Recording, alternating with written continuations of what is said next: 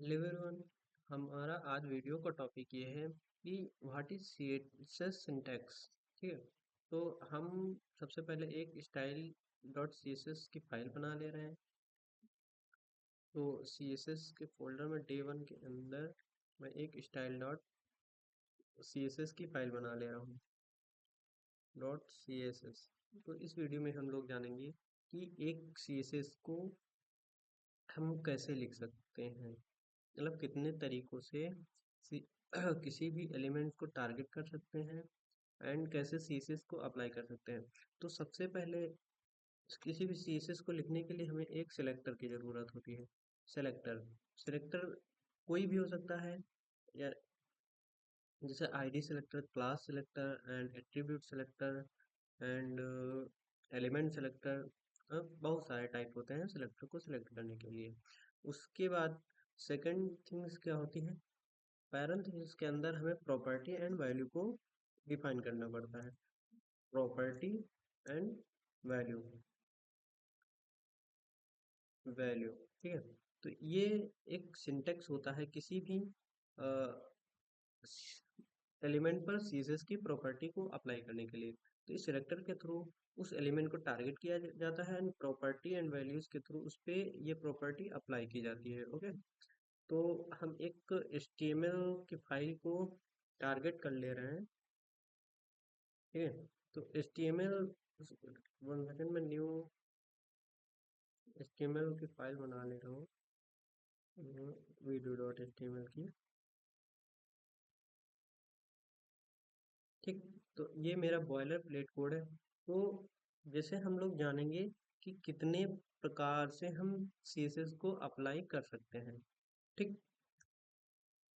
तो CSS को apply करने के लिए सबसे पहले हम लोग जानेंगे एलिमेंट सेलेक्टर।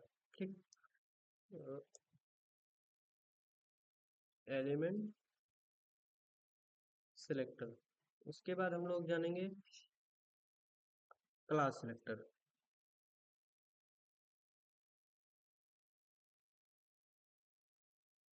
Class selector. उसके बाद हम लोग जानेंगे आईडी सिलेक्टर। ID selector. उसके बाद हम लोग जानेंगे यूनिवर्सल सिलेक्टर। वन सेकेंड, इसको भी पैराग्राफ में कर ले रहे हैं। Universal selector. ओके। तो मेनली ये चार टाइप के सिलेक्टर्स होते हैं। ठीक। तो जो यूनिवर्सल सिलेक्टर होता है इसको हम सबसे टॉप पे रखते हैं। उसके बाद एलिमेंट सिलेक्टर, उसके बाद क्लास सिलेक्टर, उसके बाद आईडी सिलेक्टर। ठीक। तो हम इसको लाइव करके देख ले रहे हैं। सबसे पहले इसके व्यू क्या आ रहा है। ठीक। तो ये एक नॉर्मल सा टेक्स्ट हमारे ब्राउजर पर शो हो रहा है। ठीक। तो यूनिवर्सल सेलेक्टर को सेलेक्ट करने के लिए हम ये इसको हम स्टार से रिप्रेजेंट करते हैं। सिलेक्टर के लिए हम स्टार का यूज करते हैं एंड एलिमेंट सिलेक्टर के लिए हम केवल इसी के एलिमेंट को ही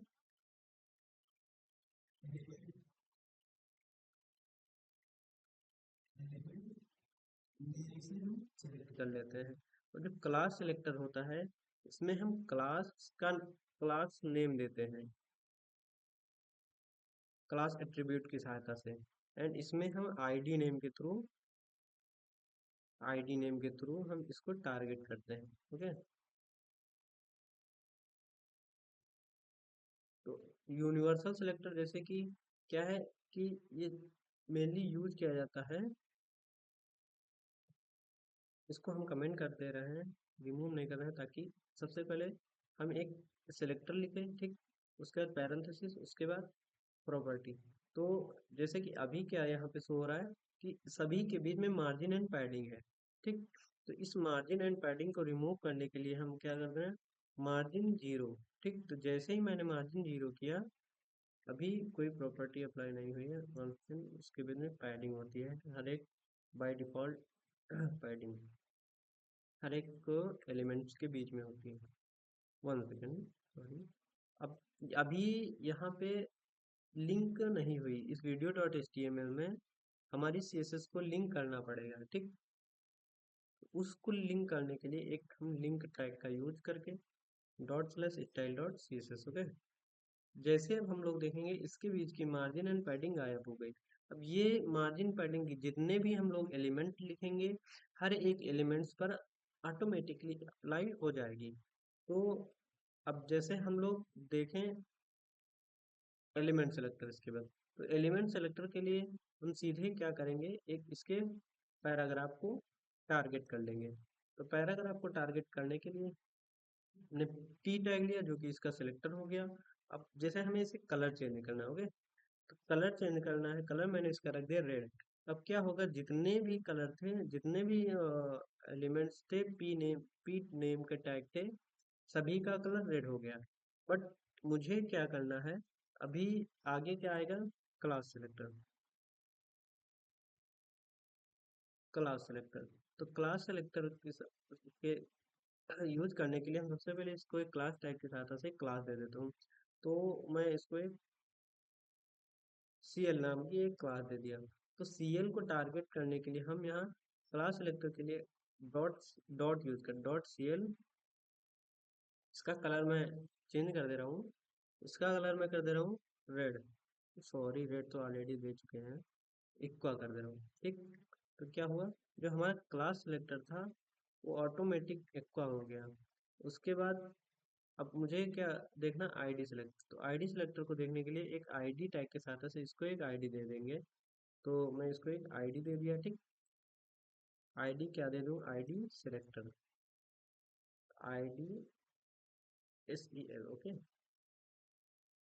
कॉपी की, स्टाइल में गए। अब क्या आईडी सिलेक्टर के लिए हम हैश का यूज करते हैं, sorry,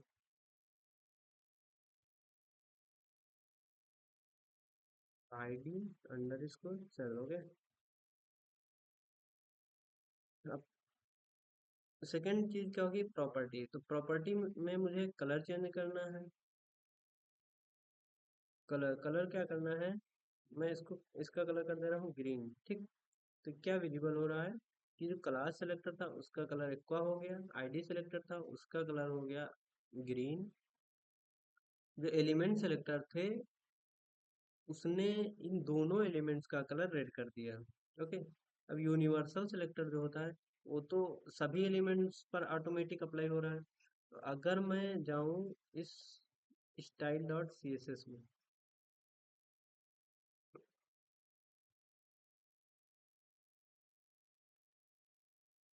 okay, margin and padding को कर दे रहा हूँ मैं 20 पिक्सल। अब देखना सभी के बीच में 20 पिक्सल का गैप हो गया, ठीक। तो आज के वीडियो में इतना ही, मिलते हैं हम नेक्स्ट वीडियो में। तब तक की कीप लर्निंग एंड कीप